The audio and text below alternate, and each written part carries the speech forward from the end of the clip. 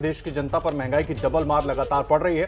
लगातार 8 दिनों से तेल के दाम बढ़ रहे हैं। तेल के इन बढ़ते दामों से महंगाई आसमान छू रही है। सब्जी दाल महंगी हो गई है।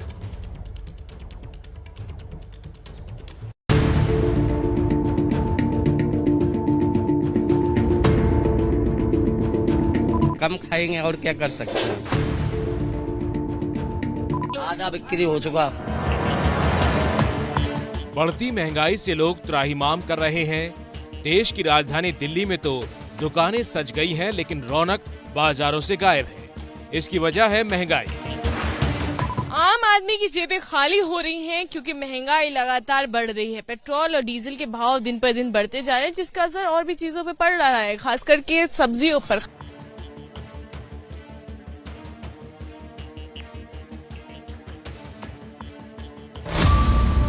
तोरई 120 रुपए प्रति किलो, टिंडा 80 रुपए प्रति किलो, अरबी तो 80 से 100 रुपए किलो में बिक रही है।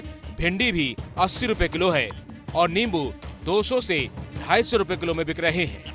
खाना क्या है बताओ। सब्जी महंगी, दालें महंगी। पहले 1-1, 2-2 किलो ले रहे, अब आधी किलो ले रहे हैं। महंगी सब्जी से आम खरीदार परेशान है तो दुकानदारों का भी दम निकल रहा है। महंगा मैम, दूर से डीजल पेट्रोल कितना महंगा है, किसान कहाँ से लाएगा। अहमदाबाद से आ रहा है ये हाल देश की राजधानी दिल्ली का है, जहां लगातार बढ़ोतरी के बाद पेट्रोल अब 101 रुपए और डीजल 92 रुपए 27 पैसे पर पहुंच गया है। मुंबई में तो तेल के दाम में मानो आग लग गई। पेट्रोल 84 पैसे की बढ़ोतरी के बाद 115 रुपए 82 पैसे प्रति लीटर मिल रहा है, तो वहीं डीजल 85 पैसे की बढ़ोतरी के बाद अब शतक लगाकर 110 पर पहुँच गया है। क्या अपील करना चाहेंगे सरकार से कि आम आदमी को कैसे राहत मिले? मैं अपील ये करना चाहूँगा कि इस पेट्रोल की महंगाई बहुत ज़्यादा बढ़ चुकी है, इसको प्लीज़ कम कीजिए। लेकिन आप ये जानकर चौंक जाएंगे कि देश के कई राज्यों में पेट्रोल डीजल इससे भी महंगा है। महाराष्ट्र के परभणी में पेट्रोल 118 रुपए 87 पैसे प्रति लीटर है। राजस्थान के श्री गंगानगर में 1 लीटर पेट्रोल 118 रुपए से ज्यादा है। मध्य प्रदेश के बालाघाट में भी 115 रुपए से ज्यादा है 1 लीटर पेट्रोल की कीमत। अब जरा महंगे डीजल वाले 5 राज्यों की तस्वीर भी देख लीजिए। आंध्र प्रदेश के चित्तूर में डीजल 103 रुपए 10 पैसे प्रति लीटर है। ओडिशा के मलकानगिरी में 102 रुपए 95 पैसे, तेलंगाना के आदिलाबाद में 102 रुपए 85 पैसे प्रति लीटर डीजल है। अब इन दामों के आधार पर इन जगहों पर महंगाई का अंदाजा आप खुद लगा लीजिए, क्योंकि पेट्रोल डीजल के बढ़ते दाम का असर सीधा माल की ढुलाई और किराया और भाड़े पर पड़ता है। इसी के बाद मुनाफा तय कर दुकानदार माल बेचते हैं। यानी साफ है कि बढ़ती महंगाई ने आम आदमी की कमर तोड़ कर रखी है। बड़ी खबर, आज भी राहत नहीं मिली है। पेट्रोल डीजल के दाम आज फिर बढ़ गए हैं और अभी मिली जानकारी के अनुसार पेट्रोल और डीजल के दाम में 80 पैसे की बढ़ोतरी हो गई है। दिल्ली में पेट्रोल 101 रुपए 81 पैसे प्रति लीटर तो डीजल 93 रुपए 7 पैसे प्रति लीटर हो गया है। पेट्रोल डीजल की कीमतें पिछले 10 दिनों में 9वीं बार बढ़ी है और इस तरह 10 दिन में पेट्रोल 6 रुपए और डीजल 6 रुपए 15 पैसे तक महंगा हो गया है। कल की बात करें, कल भी 80-80 पैसे की बढ़ोतरी हुई थी और आज भी जनता पर ये डबल अटैक हुआ है महंगाई का। पेट्रोल डीजल के दामों में 80-80 पैसे का इजाफा आज भी हुआ है। देश में गर्मी रोजाना रिकॉर्ड तोड़ रही है। मार्च के महीने में ही गर्मी 40 डिग्री के पास पहुंच गई है। मौसम विभाग का कहना है कि अभी तो शुरुआत है, गर्मी और परेशान करेगी।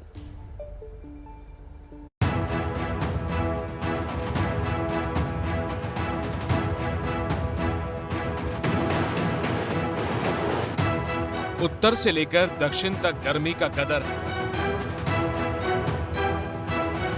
जलती गर्मी के आगे बेबस हैं लोग।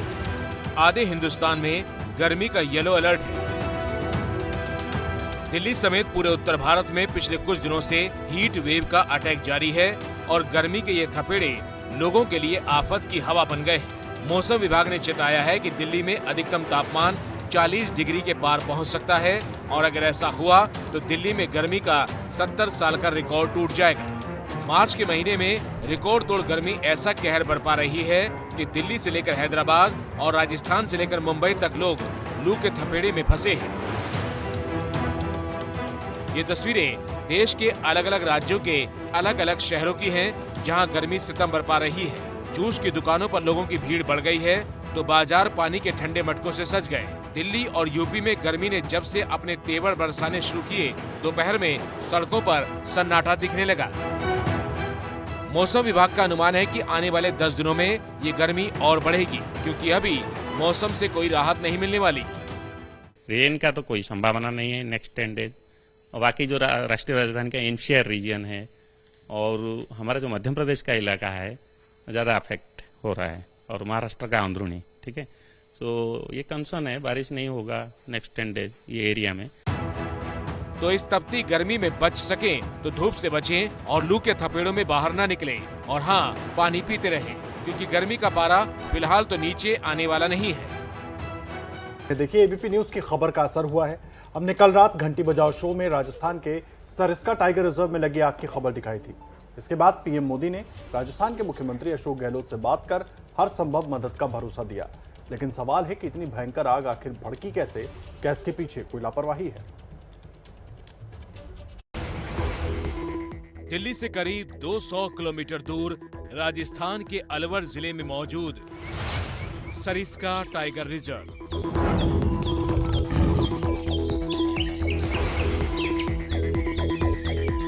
वो टाइगर रिजर्व जो इस वक्त पर्यटकों की भीड़ से घिरा होता है, लेकिन तस्वीर अभी बदली हुई है।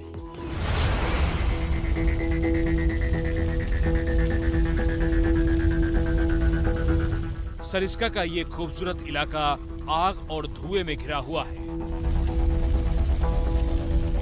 मैं इस वक्त बालेठा गांव में हूं और आप मेरे ठीक पीछे देख सकते हैं पहाड़ी पर इस वक्त भी धुआं उठ रहा है। 90 घंटे से ज्यादा वक्त से सरिस्का के जंगलों में आग लगी है। आग ने ऐसा रूप ले लिया कि इसे बुझाने में वायुसेना के हेलीकॉप्टर तक लगाने पड़े।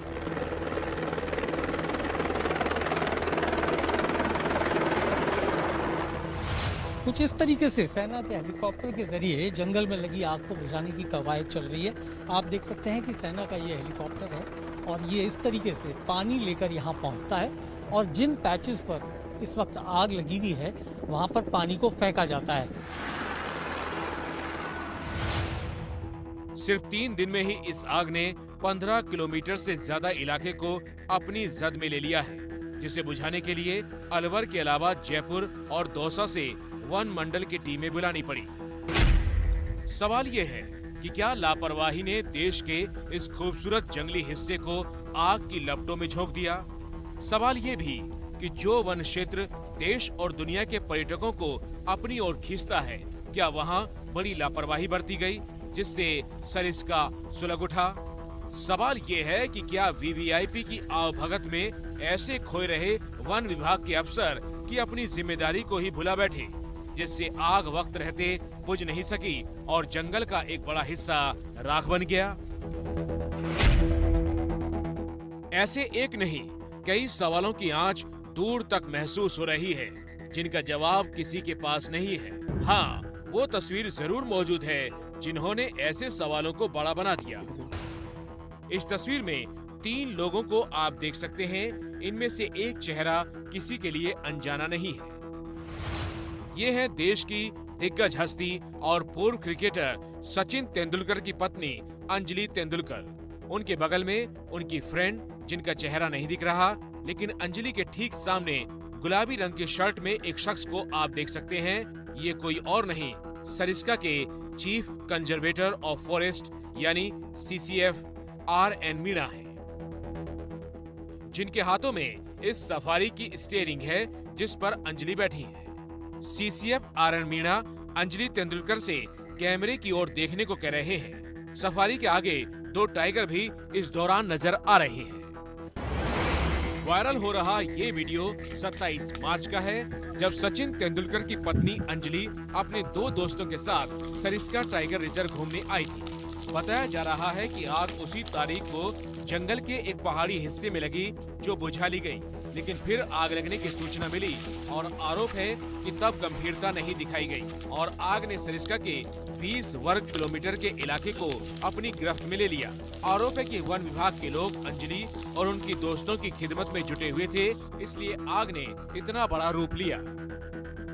ये बताओ मोहम्मद कि कब लगी थी और किस किस पहाड़ी पर आग देखी गई थी? ये सर रविवार से ही शाम को फैल चुकी है आग। सर वन विभाग को सूचना भी दी लेकिन कोई ध्यान नहीं दिया। जंगल की आग के साथ सवाल और आरोपों की आग भी तेजी से फैली तो सरिस्का के chief conservator of forest RN Meena से लेकर दूसरे बड़े अधिकारियों से ABP न्यूज ने सवाल किए। हमारी टीम शुरू से ही वहाँ पर है और बिल्कुल गांव वाले और हमारी टीम पूरी तरह से लगी हुई है। कोई इसमें किसी तरह का उनका जो कहना है कि सचिन तेंदुलकर की पत्नी आई थी, स्टाफ उसी में लगा रहा और यहाँ आग बुझाने के लिए। अब ये मीडिया भाषा कह सकता हूँ मैं, बाकी ऐसा कुछ नहीं। कोई भी ग्रामवासी इस तरह की बातें नहीं करता क्योंकि वो हमारे साथ। सरिस्का के वन अधिकारी आरोपों को नकार रहे हैं, सफाई दे रहे हैं कि आग की जांच की बात तक हो रही है तो जंगलों की इस आग के पीछे बढ़ती गर्मी को भी जानकार वजह बताते हैं। फैक्ट रिलेटेड है, जैसे सरसी का फॉरेस्ट फायर हुआ है, ये सब कंडीशन में ड्राई स्पेल है तो फॉरेस्ट फायर ज्यादा होता है। आज पाकिस्तान के संसद में अविश्वास प्रस्ताव पर बहस शुरू हो जाएगी और ऐसा अनुमान है कि 2 से 3 दिनों में जब वोटिंग होगी तो इमरान प्रधानमंत्री के पद से विदा हो जाएंगे।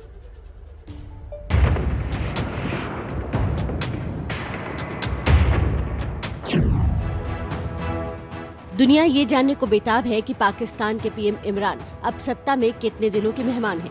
लेकिन इमरान खान नंबर गेम में पिछड़ने के बाद भी इस्तीफा नहीं देने पर अड़े हुए हैं। कल पाकिस्तान के सेना प्रमुख बाजवा और ISI प्रमुख के साथ इमरान खान ने मुलाकात की थी। कयास लगाए जा रहे थे कि सेना ने भी इमरान की कुर्सी बचाने में मदद करने से इनकार कर दिया है। लेकिन अब इमरान सरकार के सूचना मंत्री फवाद चौधरी मजबूती से ये दावा कर रहे हैं सेना प्रमुख ने इमरान खान को इस्तीफा देने के लिए नहीं कहा है। फवाद चौधरी ने बाजवा और इमरान खान के बीच मुलाकात की पुष्टि तो की लेकिन इस्तीफे पर बात होने को खारिज कर दिया। फवाद चौधरी के मुताबिक न तो सेना प्रमुख ने उनका इस्तीफा मांगा है और न ही इमरान खान इस्तीफा देंगे। इमरान आखिरी गेंद तक मैच खेलेंगे, हार जीत वोटिंग से तय होगी। लेकिन इस्तीफे से बच रहे इमरान को आज अविश्वास प्रस्ताव पर संसद में बहस का सामना करना होगा। प्रस्ताव पर आज से चर्चा शुरू हो रही है। इसके बाद माना जा रहा है 3 या 4 अप्रैल को वोटिंग भी हो सकती है। हालांकि विपक्ष इमरान की किस्मत का फैसला जल्दी करना चाहता है। विपक्ष ने आज ही वोटिंग कराने की मांग की है। विपक्ष के हौसले बुलंद है क्योंकि उन्हें विश्वास है कि इमरान के पास अविश्वास प्रस्ताव को हराने लायक संख्या नहीं है। 7 सांसदों वाली MQMP ने भी इमरान खान सरकार से नाता तोड़ लिया है। वोटिंग से पहले इमरान के लिए बड़ा झटका माना जा रहा है। जिस तरह बाप के खालिद मक्की साहब और आज MQM ने ऐलान किया है, इसके बाद मैं समझता हूँ कि जमहूर का तरीका ये है और एक रवायात ये हैं कि फिर प्राइम मिनिस्टर चाहे वो सिलेक्टेड क्यों ना हो, उनको चाहिए कि जब वो अदबी कुव्वत खो बैठे हैं पार्लियामान में, आज वो इस्तीफा देकर एक नई रीत कायम कर। संसद में बहस से पहले ही पाकिस्तान की राजनीति गर्म है। बुधवार को इस्लामाबाद के सिंध हाउस में विपक्ष की बड़ी बैठक हुई जिसमें कुल 196 सांसद मौजूद रहे। सबसे बड़ी बात कि PTI के भी 22 विधायक मौजूद थे। ये भी खबर है कि सरकार में शामिल एक और पार्टी GDA भी इमरान के खिलाफ जा सकती है जिसके 3 सदस्य हैं। कुल मिलाकर इमरान के लिए जोर तोड़ से सरकार बचाने के सारे रास्ते बंद हो चुके हैं। विपक्ष भी कह रहा है कि उन्हें इस्तीफा तो देना पड़ेगा। अब लोगों को इंतजार है कि वो इस्तीफा कब देते हैं या फिर वो संसद में वोटिंग का सामना करते हैं। तो पाकिस्तान के PM इमरान खान कभी विपक्ष पर तो कभी अमेरिका पर, कभी लंदन में बैठे नवाज शरीफ पर अपनी सरकार गिराने के लिए साजिश रचने का आरोप लगा रही है। लेकिन सच तो ये है कि इमरान पाकिस्तान के लिए एक बेहतर हुक्मरान साबित नहीं हो पाए क्योंकि उनको करीब से जानने वाले ही बताते हैं कि राजनीति उनके बस की बात नहीं। इमरान की पूर्व पत्नी रेहम खान से हमारे संपादक सुमित अवस्थी की एक खास बातचीत सुनिए। मेरा सवाल बहुत सीधा सा है। आप बहुत करीब से आप बहुत करीब से इमरान साहब को जानती हैं और इमरान खान के बारे में अभी हम डिबेट कर रहे थे। कहा गया कि ग्रेसफुल एग्जिट चाहते तो वो ले सकते थे लेकिन उन्होंने नहीं लिया। वो लगातार नंबर्स नहीं होने के बावजूद भी अपनी कुर्सी पर बैठे हुए हैं। हमारी इतला तो ये है जी कि हमसे भी ज्यादा इंडिया बहुत बेहतर तौर पे इमरान साहब को जानते हैं। तो आप भी जानते हैं कि कितनी ग्रेस उनमें है और हम भी जानते हैं कि कितनी ग्रेस है। हम तो सिर्फ 1 साल से जानते हैं, आप तो सालों सालों से जानते हैं। बल्कि हम तो मानते हैं कि इंडिया का बहुत बड़ा हाथ है इमरान खान को स्टार बनाने में। मैं ये समझती हूँ कि वो चाहते तो ग्रेसफुल एग्जिट ले भी सकते थे, वो चाहते तो खामोशी से जा भी सकते थे, वो चाहते तो कौमी मफाद को सामने रख भी सकते थे, वो चाहते तो महंगाई का जो अजाब लाए हैं उससे ही निजात दिलाने के लिए या अपनी ना अहली पे शर्मिंदा होके वो लोगों के दिल जीत भी सकते थे। वो मान भी सकते थे कि हाँ, मुझको सिर्फ बॉलिंग ही आती है और बड़े सालों से मैंने वो भी नहीं की, तो वो चाहते तो ये कर सकते थे। देखिए, शादी इसी वजह से ज्यादा देर नहीं चल सकी। आप लोगों ने तो, पूरे खित्ते ने उनको करीबन 4 साल बर्दाश्त किया है। तो मेरा ख्याल है कि ये ऊपर वाले की शान है कि वो चाहते थे कि जो मैंने कुछ महीने बर्दाश्त किया और बहुत जल्दी देख लिया कि बर्दाश्त से बिल्कुल बाहर है उनको सहना, तो वो 4 साल मेरा ख्याल है कि पाकिस्तानी अवाम ने पता नहीं क्या गुनाह किया था कि उनको सहना पड़ा। और आखिर में मेरा ख्याल है कि मुझे कुछ भी कहने की, कोई किताब लिखने की जरूरत नहीं थी, क्योंकि इमरान अपनी जो तशहीर करते हैं, जो अपनी ही बैड प्रेस हैं, उनसे उनको रोका नहीं जा सकता। लेकिन मुझे जो बातें समझ में आने लगी कि जिन लोगों के साथ इनकी दोस्तियां थी, जिन वजूहात की बिना पे ये दोस्त बनाते हैं, और आपने देखा है कि कोई भी हद दर्जा मोहसन कुश हैं, यानी किसी का भी एहसान जो है उसको याद नहीं रखते, एहसान फरामोश है। अब मैं सिर्फ इतनी सी बात जानना चाह रहा हूँ कि आप बीते कुछ महीनों से पाकिस्तान में हैं, जब से आप पाकिस्तान में आई हैं तब से इमरान खान की कुर्सी हिलने लगी है, ऐसा क्या कर दिया आपने?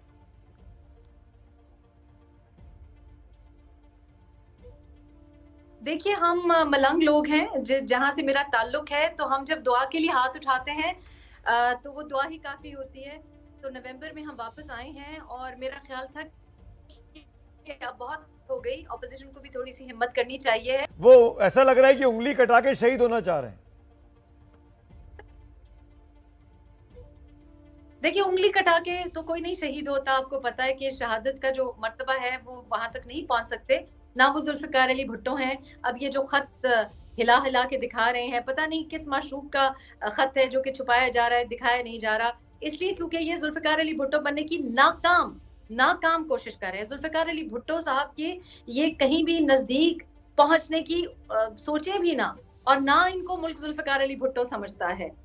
ये जो खत जिसका ये सहारा ले रहे हैं, ये जुल्फिकार अली भुट्टो, आपको याद होगा 1977 में उस वक्त के साइरस वैंस थे जिसका खत था, और जुल्फिकार अली भुट्टो साहब ने वो ना सिर्फ वो खत दिखाने में कोई हिचकिचाहट नहीं थी, बल्कि यूएस एम्बेसी ने उस वक्त एक्सेप्ट किया कि हाँ जी, ऐसा खत हमने भेजा है।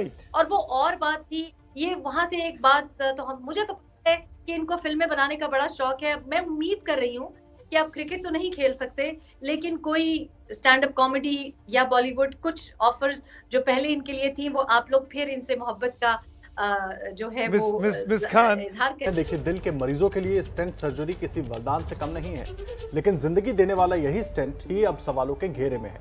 ये चिंता बढ़ाने वाली खबर राजधानी दिल्ली से सामने आई है, जहां एक अस्पताल में स्टेंट लगवाने वालों की मौत का आंकड़ा डराने वाला है। हार्ट के मरीजों को चौकन्ना करने वाली ये रिपोर्ट जरूर देखिए।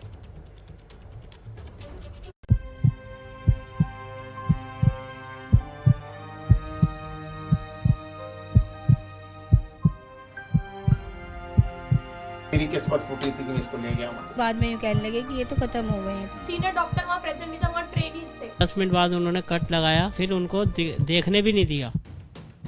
दिल्ली में स्टेंट लगवाने से पहले अब 2 बार क्यों सोचने की जरूरत है?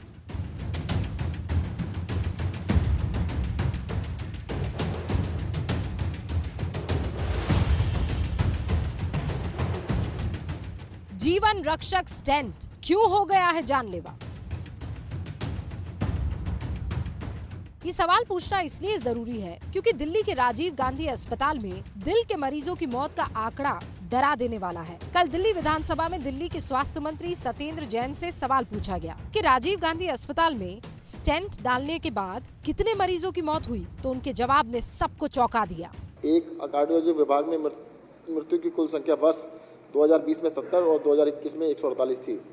पिछले 2 वर्षों में कुल 218 मौतों में से 101 वे मरीज थे जिनके स्टेंट इम्प्लांट एंजियोग्राफी के द्वारा लगाए गए थे। 3 वर्ष 2022 में 7 मार्च तक कार्डियोलॉजी विभाग में कुल 17 लोगों की मृत्यु हुई। सुना आपने, जब हार्ट में ब्लॉकेज की समस्या दूर करने वाला स्टेंट ही जानलेवा बन जाए तो आम आदमी कहाँ जाए। और इससे भी ज्यादा चिंता वाली बात यह है कि राजीव गांधी अस्पताल में स्टेंट डालने वालों की मौत का प्रतिशत हर साल बढ़ रहा है। साल 2020 में 3014 मरीज भर्ती हुए जिनको दिल में स्टेंट लगाया गया। इसमें से 2.32% यानी 70 मरीजों की मौत हो गई। साल 2021 में 4136 मरीज भर्ती हुए जिसमें से 3.57% यानी 148 मरीजों की मौत हो गई। और साल 2022 में अब तक 327 मरीजों में 5.19% यानी 17 लोगों की मौत हो गई है। स्वास्थ्य मंत्री सत्येंद्र जैन ने बताया कि इन मौत में से 3 मौत को लेकर एक जांच समिति का गठन किया गया है जिसकी रिपोर्ट का अभी इंतजार हो रहा है। इनमें से एक परिवार है दिल्ली में रहने वाले नवीन सब्बरवाल का, जिनकी 58 साल की पत्नी पूजा रानी सब्बरवाल की मृत्यु 7 मार्च को राजीव गांधी अस्पताल के कार्डियक केयर यूनिट में इलाज के दौरान हो गई।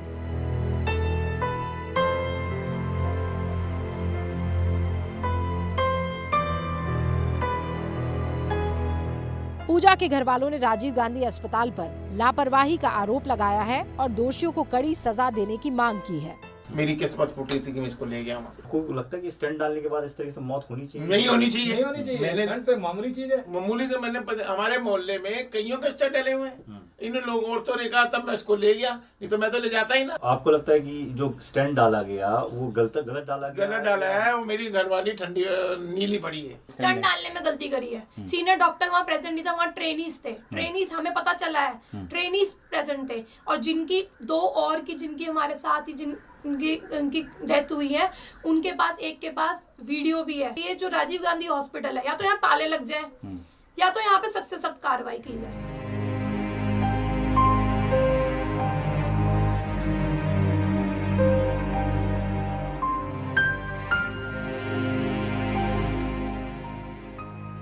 कुछ ऐसी ही दर्दनाक कहानी है गौतम बुद्ध नगर में रहने वाली रजनी वर्मा की, जिनके पति विनोद वर्मा ने 7 मार्च को राजीव गांधी अस्पताल में दम तोड़ दिया। विनोद वर्मा के 2 जवान बेटे हैं जो इस समय पढ़ाई कर रहे हैं। परिवार की मांग है कि दोषियों के खिलाफ सख्त कार्रवाई की जाए।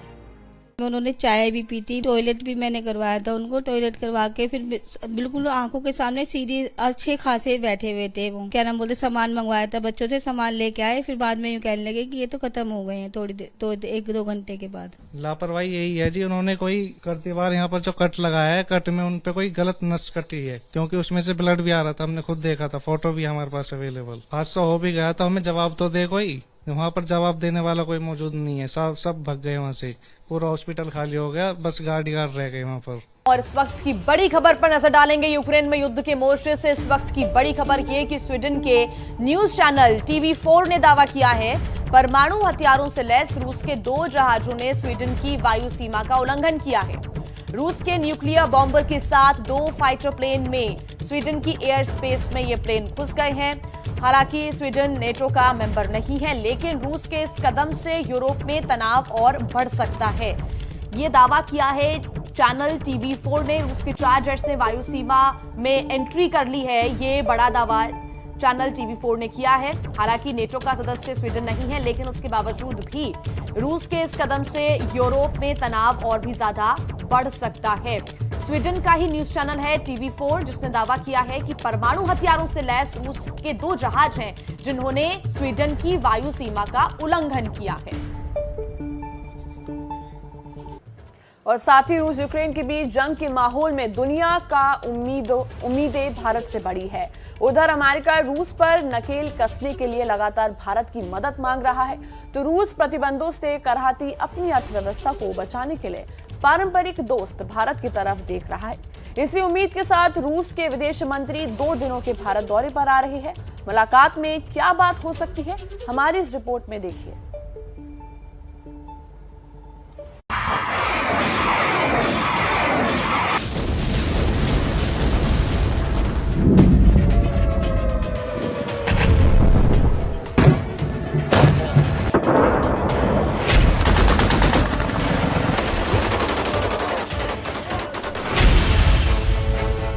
यूक्रेन में रूस की तबाही के बीच रूसी विदेश मंत्री भारत दौरे पर आने वाले हैं। जानकारी के मुताबिक रूस के विदेश मंत्री सर्गेई लावरोव 2 दिनों के भारत दौरे पर आ रहे हैं। सर्गेई लावरोव 31 मार्च और 1 अप्रैल को भारत के दौरे पर रहेंगे। भारतीय विदेश मंत्रालय की ओर से ये जानकारी दी गई है।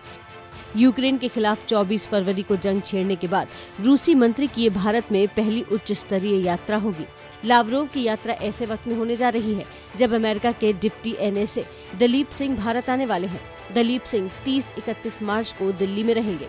माना जा रहा है कि रूस भारत के साथ कारोबार और उसके लिए जरूरी पेमेंट सिस्टम को आसान बनाने पर बात करने वाला है।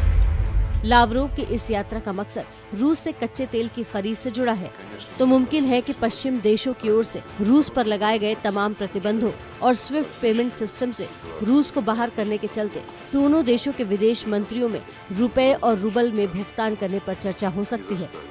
तो समाचार एजेंसी PTI के मुताबिक भारत की ओर से सैन्य सामग्री को खासकर S-400 मिसाइल डिफेंस सिस्टम की समय पर डिलीवरी पक्की करने पर चर्चा हो सकती है। आपको बता दें, रूस यूक्रेन युद्ध की शुरुआत के दिन यानी 24 फरवरी के बाद से रूसी विदेश मंत्री की ये तीसरी विदेश यात्रा है। 10 मार्च को रूसी विदेश मंत्री ने तुर्की में जाकर यूक्रेन के विदेश मंत्री से बातचीत की। फिर लावरोव 30 मार्च को चीन पहुंचे और चीन से लौटने के बाद 31 को भारत पहुंचने वाले हैं। जाहिर है, यूक्रेन से लड़ रहा रूस पश्चिमी देशों के प्रतिबंधों के जवाब में अब मित्र देशों को अपने पाले में दिखाकर अमेरिका को कड़ा संदेश देना चाहता है। देखिए, यूक्रेन में रूस की तबाही लगातार जारी है। हालांकि टर्की में दोनों देशों के हाई प्रोफाइल अधिकारियों की जो बैठक हुई थी, उससे खबर ये आई थी कि कीव पर रूसी सेना हमले में कमी लाएगी। पर 24 घंटे के बीतने के बाद भी जमीनी हकीकत इसके आसपास भी नहीं। हमले अमेरिका ने आरोप लगाया है हमलों को लेकर कि रूस ने बैठक में सेना वापस करने की बात सिर्फ दिखावे के लिए की थी, जबकि हकीकत में वो सेना को नए हमले के लिए दूसरी जगह पर तैनात कर रहा है। इस रिपोर्ट में देखिए। रूस और यूक्रेन के बीच बातचीत के बाद भी रूसी सेनाओं के हमले में कोई कमी नहीं आई है। हालांकि रूस की तरफ से बैठक के बाद ये बयान आया था कि कीव में हमलों को कम किया जाएगा, लेकिन ग्राउंड पर ऐसा होता हुआ दिख नहीं रहा। हमले लगातार जारी है।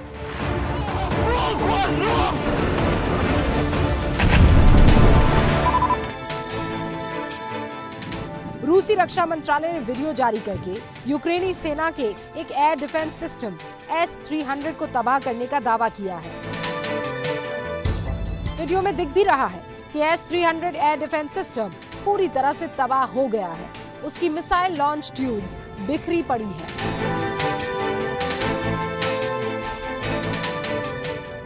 S-300 के जिस लॉन्चर से रूसी विमानों को निशाना बनाया जा रहा था, तस्वीरों में दिख रहा है कि वो भी हमले में बर्बाद हो चुका है।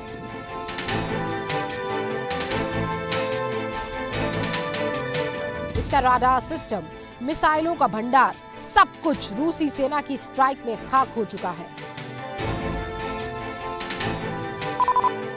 रूसी सेना की तरफ से हमलों की पूरी जानकारी दी गई है।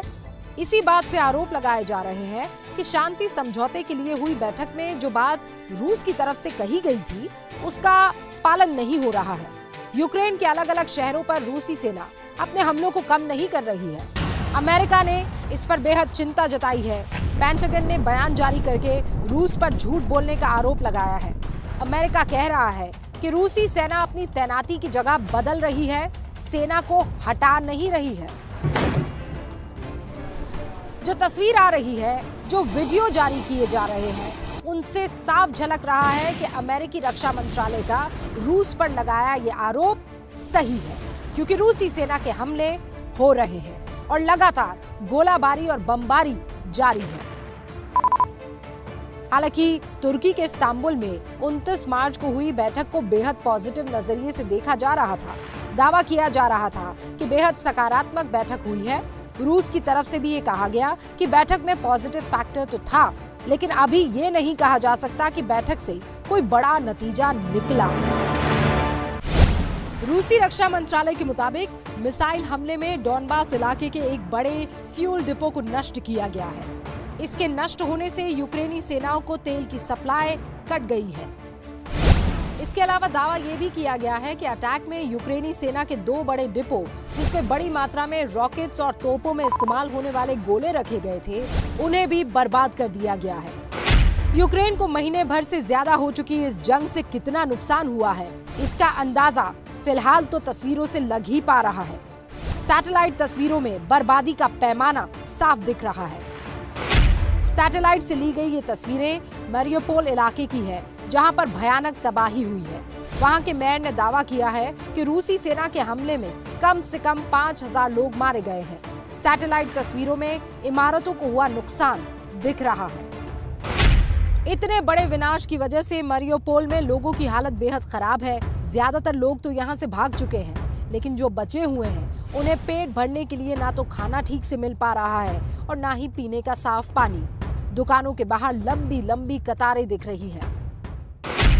सैटेलाइट से तस्वीरें 29 मार्च को ली गई है। रेड क्रॉस सोसाइटी की तरफ से कहा गया है कि मारियोपोल में मौजूद लोगों के लिए जिंदगी बद से बदतर होती जा रही है। वक्त रहते अगर उनके पास मदद नहीं पहुंचाई गई तो सैकड़ों लोगों की जान जा सकती है। उधर यूक्रेन के उत्तरी इलाके चेर्नोहिव में भी हालात ऐसे ही है। वहां भी रूसी गोलाबारी में भयानक तबाही मची है। हर तरफ बस बर्बादी का मंजर नजर आ रहा है। चेर्नोहिव के गवर्नर ने रूसी राष्ट्रपति पुतिन पर बेहद कड़ा बयान दिया है। गवर्नर ने कहा है कि उनकी सेना यूक्रेन पर जिस तरह हमला कर रही है उससे साफ है कि पुतिन के पास अब वक्त बचा नहीं है। वो अपने ताबूत में आखिरी कील ठोक रहे हैं। उधर यूक्रेनी सेना ने रूसी कब्जे वाले डॉनबास इलाके पर जवाबी हमला किया है, जिसमें दोनेत्स्क पर मिसाइल हमला शामिल है। दोनेत्स्क पर फिलहाल रूस समर्थक विद्रोहियों का कब्जा है। मिसाइल हमले में कई इमारतें नष्ट हो गई हैं, कई इमारतों को जबरदस्त नुकसान पहुंचा है। कुल मिलाकर यूक्रेन में ना तो शांति नजर आ रही है, ना ही अगले कुछ दिनों में इसकी कोई उम्मीद दिख रही है। अजोव सागर से सटे मारियोपोल रूस के लिए सामरिक रूप से बेहद महत्वपूर्ण है। इस शहर पर कब्जा कर रूस क्रीमिया और डोनबास प्रांत को जोड़कर अपने लिए वैकल्पिक रास्ता बनाना चाहता है। ताजा खबर है कि रूस के राष्ट्रपति पुतिन ने फ्रांस के राष्ट्रपति इमैनुएल मैक्रों से कहा कि मारियोपोल पर हमले तब तक नहीं रुकेंगे जब तक यूक्रेन की सेना आत्मसमर्पण नहीं करती है। आपको बता दें कि मारियोपोल में रूसी हमले में 5000 से भी ज्यादा लोगों के मारे जाने का दावा किया जा रहा है। यहाँ फंसे लाखों लोग भूखे मरने की कगार पर है। और अब आपको यूक्रेन के इरपिन से आई तस्वीरें दिखाते हैं। इन तस्वीरों को देखिए। लगातार हुए धमाकों ने पूरे इरपिन शहर को किस तरह से हिलाकर रख दिया है। सब कुछ वहां पर तहस नहस हो गया है। पूरा शहर मानो जैसे खंडहर बन गया है। अब उस खंडहर बन चुके शहर से लाशों का ढेर निकल रहा है। रूसी हमले में जान गंवा चुके लोगों की लाशों को देखकर किसी के भी रोंगटे खड़े हो जाएंगे। तस्वीरें हम आपको दिखा रहे हैं कि करके शवों को सड़कों पर रखा जा रहा है। पूरे इरपिन शहर में रूस ने लगातार जिस तरह से हमला किया, उसके बाद शहर तो खंडहर बन ही गया, चारों ओर लाशों का ढेर भी लग गया है। और अब वहां पर जो रेस्क्यू टीम है वो लाशों को हटाकर एक जगह पर सड़क पर इकट्ठा किया जा रहा है। ये तस्वीरें हम आपको दिखा रहे हैं। और जो भी घायल लोग हैं उनको भी वहां से निकालने की कोशिश है, लेकिन किस तरीके से रूस के हमले में पूरा शहर खंडहर में तब्दील हो गया, वो भयावह तस्वीर हम आपको दिखा रहे हैं। इस वक्त की बड़ी खबर आपको बता दें, शिवसेना के मुखपत्र सामना के संपादकीय में यूपीए में बड़े बदलाव की वकालत की गई है। सामना में लिखा है कि यूपीए का जो मालिकाना हक कांग्रेस के पास है उसमें बदलाव किए बगैर विरोधी एकजुट होना संभव नहीं दिखाई देते। आपको बता दें कि 2 दिन पहले एनसीपी युवा इकाई ने भी एक प्रस्ताव पास कर शरद पवार को यूपीए अध्यक्ष बनाने की मांग की थी। और अब मुखपत्र सामना की संपादकीय इकाई में यह लिखा हुआ है, इस सेक्शन में लिखा है कि कांग्रेस के मालिकाना हक को अब किसी और को देने की जरूरत है। शिवसेना के मुखपत्र सामना में यूपीए पर यह बड़ी टिप्पणी की गई है। यूपीए में बड़े बदलाव की जरूरत है और अगर यह बदलाव होता है तो उसी के बाद विपक्ष एकजुट हो सकता है। सामना में भी यही बात लिखी गई है। ज्यादा जानकारी के साथ हमारे सहयोगी रौनक कुकड़े हमारे साथ जुड़ गए हैं। रौनक, बात 2 दिन पहले भी वही सामने आई थी, युवा इकाई की तरफ से जो कही गई थी, अब वो सामना में भी नजर आ रही है कि विपक्ष को अगर एकजुट करना है तो यूपीए में बड़े बदलाव चाहिए। जी निश्चित तौर पर जिस तरह का संपादकीय आज सामना में लिखा गया है, फिर एक बार अप्रत्यक्ष तौर पर शरद पवार को यूपीए अध्यक्ष बनाने की वकालत जो है वो शिवसेना अपने मुखपत्र सामना के जरिए करती हुई दिखाई दे रही है। इस दौरान उन्होंने कांग्रेस को भी सीधे सीधे घेरती हुई यहाँ पर शिवसेना दिखाई दे रही है। साफ तौर पर जो संपादकीय में लिखा है उसमें कहा गया है कि 5 राज्यों में जिस तरह की पराजय कांग्रेस को देखनी पड़ी, उसके बाद कम से कम ये उनसे अपेक्षा की जा रही थी कि वो आगे आकर विरोधियों की एकजुटता का आह्वान करेगी, लेकिन ऐसी अपेक्षा होने के बावजूद ऐसा कांग्रेस ने कोई कदम नहीं उठाया। इसीलिए अब पश्चिम बंगाल की मुख्यमंत्री ममता बनर्जी ने सभी जो गैर बीजेपी शासित राज्यों के मुख्यमंत्री है, इंक्लूडिंग कांग्रेस के जो मुख्यमंत्री है, उनको एक पत्र लिखकर एक मंच पर आने का आह्वान किया है। इतना ही नहीं तो उन्होंने साफ तौर पर इस बात का भी जिक्र किया है जिसे मालिकाना हक यानी 7/12 कहा जाता है। यूपीए का 7/12 फिलहाल कांग्रेस के नाम पर है। इसमें फेर बदल किए बगैर विरोधियों की एकजुटता संभव नहीं है। तो एक संदेश देने की कोशिश है कि यूपीए में बदलाव करने की जरूरत है। बहुत बहुत शुक्रिया रौनक सारी जानकारी के लिए। राजस्थान से एक दर्दनाक खबर सामने आई है जहां इलाज के दौरान किसी की मौत एक महिला डॉक्टर की जिंदगी पर भारी पड़ गई। डॉक्टर पर हत्या का केस तक दर्ज किया गया। दबाव इतना कि जिसके सामने महिला डॉक्टर को खुदकुशी करने तक का रास्ता अख्तियार करना पड़ा। अब इस मामले पर राजस्थान के दौसा जिले में पूरे प्रदेश के डॉक्टर सड़कों पर उतरे हैं और इंसाफ की मांग कर रहे हैं।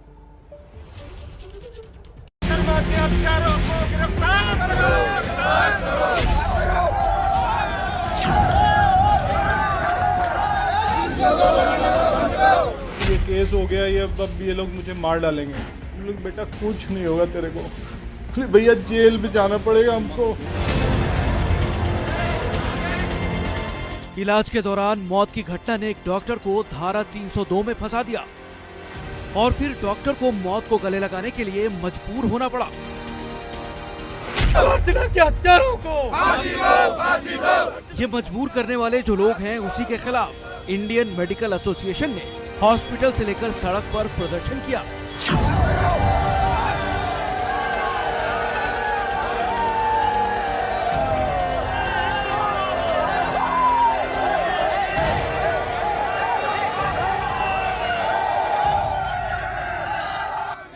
प्रदर्शन में शामिल डॉक्टरों की मांग है कि डॉक्टर अर्चना शर्मा को आत्महत्या के लिए उकसाने वालों के खिलाफ मुकदमा दर्ज हो। कि जो जिम्मेदार पुलिस अधिकारी हैं जिन्होंने गलत धारा में केस दर्ज किया है, उन्हें तुरंत प्रभाव से निलंबित किया जाए और उन्हें इस कृत्य के लिए उनको जो धाराएं उन पर लगती हैं, एक कल्पेबल होमिसाइड की, उनके खिलाफ FIR कराई जाए। डॉक्टर बिरादरी का कहना है कि किसी डॉक्टर के खिलाफ धारा 302 का केस दर्ज होना कोर्ट के आदेशों का उल्लंघन है। ऑल इंडिया मेडिकल एसोसिएशन के बैनर तले पूरे प्रदेश के डॉक्टरों ने दौसा जिला कलेक्टर के साथ कई घंटों तक बातचीत की। आत्महत्या के लिए उकसाने वाले पुलिसकर्मी पर मुकदमा दर्ज करने के अलावा डॉक्टरों ने कलेक्टर से पीड़ित परिवार को मुआवजे और पूरे थाने को सस्पेंड करने की मांग की।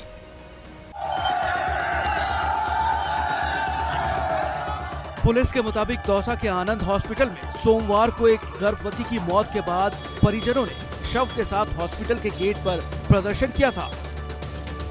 गर्भवती के पति ने महिला डॉक्टर अर्चना शर्मा और हॉस्पिटल के संचालक के खिलाफ लापरवाही का आरोप लगाते हुए हत्या का मामला दर्ज कराया था।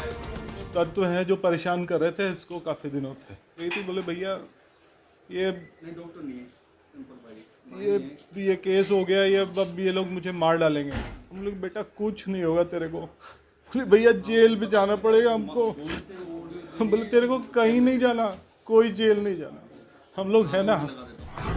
दबाव में आकर आत्महत्या करने से पहले डॉक्टर अर्चना ने सुसाइड नोट भी लिखा था, जिसमें उसने खुद को बेगुनाह बताते हुए लिखा कि मैंने किसी को नहीं मारा, मेरा मरना ही शायद मेरी बेगुनाही साबित कर दे। मैं अपने पति और बच्चों को बहुत प्यार करती हूँ। मेरे मरने के बाद इन्हें परेशान नहीं करना। मैंने कोई गलती नहीं की और किसी को नहीं मारा। PPH एक जटिलता है। डॉक्टर को इतना प्रताड़ित करना बंद करो। Don't harass innocent doctors please. मेरे बच्चों को माँ की कमी महसूस मत होने देना। सुसाइड नोट में ये सब लिखकर डॉक्टर अर्चना ने 29 तारीख यानी मंगलवार सुबह 11:30 बजे घर में फंदा लगाकर आत्महत्या कर ली, जिसके बाद से पूरे राजस्थान के डॉक्टरों में रोष का माहौल है। हम क्या मांगे? अपना हक मांगे। हम क्या मांगे? अपना हक मांगे। अब इस पूरे मामले में जिला प्रशासन डॉक्टरों को भरोसा दिला रहा है कि आत्महत्या केस में रिपोर्ट दर्ज कर ली गई है और उचित कार्रवाई की जाएगी। माननीय मुख्यमंत्री महोदय के यहाँ से, हेल्थ मिनिस्टर साहब के यहाँ से, सबके यहाँ से निर्देश है और इसके बीच में रात को सरकार ने संभागीय आयुक्त महोदय की अध्यक्षता के बीच में कमेटी गठित की है और सरकार के क्लियर कट डायरेक्शंस हैं कि इंक्वायरी कमेटी जिसकी भी गलती है उसकी गलती तय करके सख्त से सख्त सजा सरकार देगी उसको। तो देखिए, दौसा के इस गंभीर घटना पर राजस्थान के सीएम अशोक गहलोत ने ट्वीट किया है। ट्वीट करके उन्होंने क्या कुछ कहा है वो भी आपको बताते हैं। उन्होंने अपने ट्वीट में लिखा है, दौसा में डॉक्टर अर्चना शर्मा की आत्महत्या की घटना बेहद दुखद है। अगर इस तरह से डॉक्टरों को डराया जाएगा तो वो निश्चिंत होकर अपना काम कैसे कर पाएंगे। ये ट्वीट अशोक गहलोत की तरफ से किया गया है। ये तब किया गया है जब राजस्थान मेडिकल एसोसिएशन कल लगातार सड़कों पर थी और बार बार सरकार से इस मामले में हस्तक्षेप की मांग कर रही थी। और साथ ही उन्होंने लिखा है कि हम सभी को सोचना चाहिए कि कोविड महामारी के समय अपनी जान का खतरा मोल लेकर सभी की सेवा करने वाले डॉक्टरों से ऐसा बर्ताव कैसे किया जा सकता है। बात कर लेते हैं कर्नाटक की, जहां हिजाब विवाद के बाद अब हलाल मीट को लेकर नया बवाल खड़ा हो गया है। राज्य में कुछ दक्षिणपंथी संगठनों ने हलाल मीट के बहिष्कार का आह्वान किया है। बीजेपी नेताओं ने इसे आर्थिक जिहाद बताया है, जिसके बाद मामला अब बढ़ता ही जा रहा है। हम इस बार युगादि के नया वर्ष में इस पर्व में हम कोई भी हलाल मीट, हलाल मांस को हम खरीद ना करेंगे। हलाल मांस को, हलाल मीट को हम बहिष्कार करेंगे। कर्नाटक में पिछले कई महीनों से जारी हिजाब विवाद अभी थमा भी नहीं कि अब हलाल मीट के विवाद ने तूल पकड़ लिया है। कर्नाटक में दक्षिणपंथी संगठन हिंदू जन जागृति समिति ने हलाल मीट के बहिष्कार का ऐलान किया था। अपील में उगाड़ी त्योहार, हिंदू नववर्ष के बाद हलाल मीट का इस्तेमाल न करने को कहा जा रहा है। दरअसल उगाड़ी के एक दिन बाद हिंदू धर्म के लोग भगवान को मांस का भोग लगाते हैं और नए साल को सेलिब्रेट करते हैं। युगादि हिंदुओं का नया वर्ष।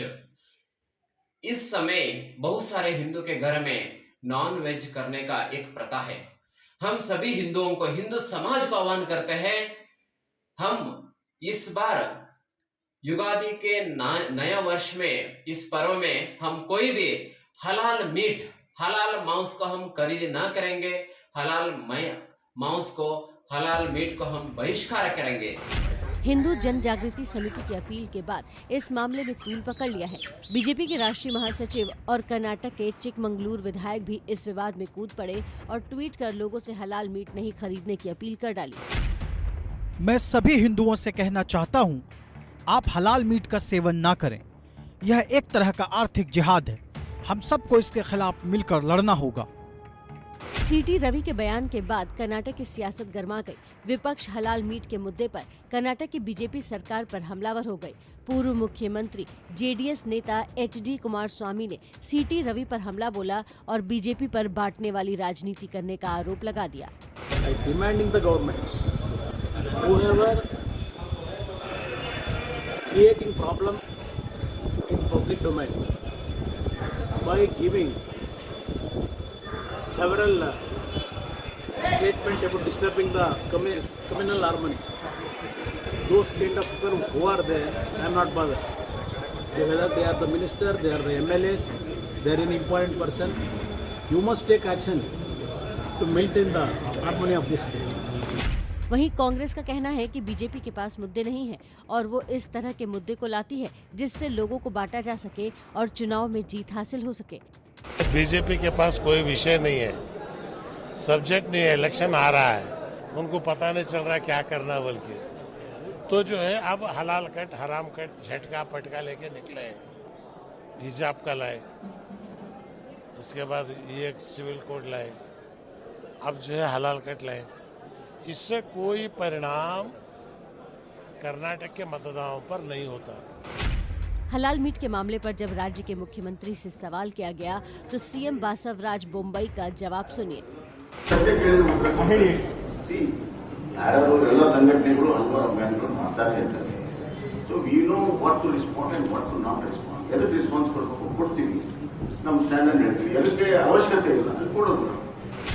एक तरफ कर्नाटक में हलाल मीट पर सियासत गर्म है, तो वहीं दूसरी तरफ आज गृह मंत्री अमित शाह और कांग्रेस नेता राहुल गांधी भी कर्नाटक जाने वाले हैं।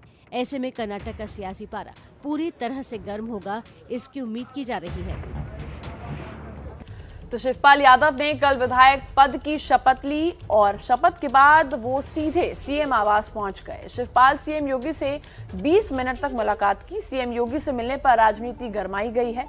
चाचा भतीजे में फिर नाराजगी की खबर सुर्खियां बन गई है। शिवपाल सिंह यादव जो विधानसभा का सदस्य निर्वाचित हुआ हूँ, ईश्वर की शपथ लेता हूँ। एक बार फिर यूपी की राजनीति में शिवपाल यादव चर्चा में हैं। उन्होंने कल विधायक पद की शपथ ली, लेकिन चर्चा की वजह ये तस्वीर नहीं बल्कि सीएम आवास के भीतर की वो मुलाकात है जिसकी तस्वीर का इंतजार है। विधायक पद की शपथ के बाद शिवपाल यादव ने लखनऊ के 5 कालिदास मार्ग पर सीएम योगी आदित्यनाथ से मुलाकात की। यूं तो विपक्ष के किसी लोकप्रिय नेता का सदन के नेता या मुख्यमंत्री से मिलना कोई विवादित बात नहीं, लेकिन शिवपाल की इस मुलाकात पर चर्चा इसलिए शुरू हो गई है क्योंकि मुलाकात का वक्त ऐसे समय निकाला गया जब चाचा की एक बार फिर भतीजे से झगड़े की बात चल रही है। शिवपाल यादव की पार्टी ने शिवपाल और सीएम योगी की मुलाकात की पुष्टि भी कर दी है, पर इसे एक शिष्टाचार मुलाकात बताया जा रहा है। लेकिन शिवपाल और योगी की मुलाकात को समाजवादी पार्टी वाले विपक्षी गठबंधन में खींचतान का संकेत माना जा रहा है और शपथ ग्रहण के बाद शिवपाल यादव के बयान इस संकेत को और बल दे रहे हैं। शिवपाल जी, आज शपथ ली है आपने, देरी क्यों हो गई? कोई देरी नहीं, अध्यक्ष जी ने हाथों से मुझे लेना था तो आज ले ली और आज मैंने शपथ ले ली है और सवालों के जवाब बहुत जल्दी और समय से दे देंगे। धन्यवाद। समाजवादी पार्टी ने सहयोगी दलों की बैठक बुलाई थी। धन्यवाद। शिवपाल बड़े फैसले की बात कर रहे हैं। गठबंधन में नाराजगी के बीच बड़े फैसले का अनुमान लगाना मुश्किल नहीं। शिवपाल नाराज है क्योंकि चुनाव के बाद से ही वो नजरअंदाज महसूस कर रहे हैं। शिवपाल नाराज है, इस खबर का आधार समझिए। विधानसभा के शपथ ग्रहण समारोह में शामिल नहीं हुए। 24 मार्च को भी समाजवादी पार्टी की मीटिंग में नहीं पहुंचे थे और 29 मार्च को हुई एसपी और उसके सहयोगियों के बीच हुई बैठक में शामिल नहीं हुए।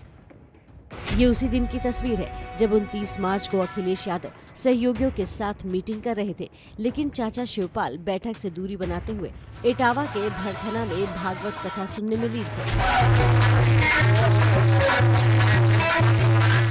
2017 के अलगाव के बाद 2022 में चाचा और भतीजे में रिश्ते सुधारने की कोशिश तो हुई, लेकिन चुनाव के नतीजे ने लगता है फिर से दूरी बढ़ा दी है। शिवपाल तो समाजवादी पार्टी के टिकट पर जसवंत नगर सीट से 6ठी बार चुनाव जीत गए हैं, लेकिन अखिलेश सत्ता से दूर रह गए।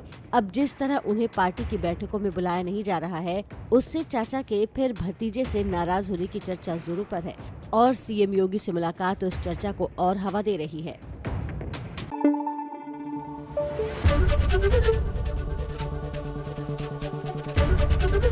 एबीपी न्यूज आपको रखे आगे।